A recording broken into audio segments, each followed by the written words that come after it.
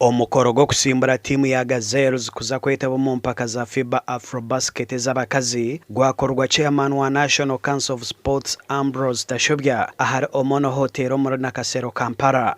You deserve the hand clap, you deserve the applause. You have done great, yourselves great.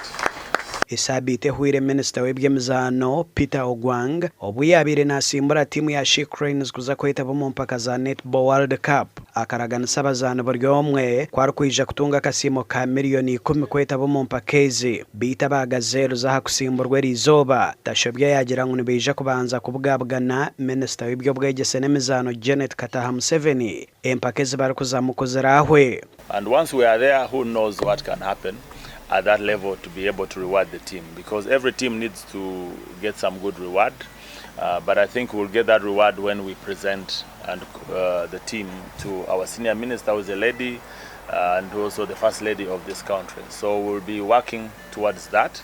Abazani 12 no babatwira hakutende kwa hari African Bible University ahari Robowa barkwete katechere mpakeze za Afrobasket z'abakazi ezero kutandiko rwa katanoru omurembo Kigali mu ihange rya Rwanda kandi omutende Alberto Antuna aina maskongu timu egeneja koraje. Technically we've been able to develop a little bit deeper. We have like more deep offensive situation.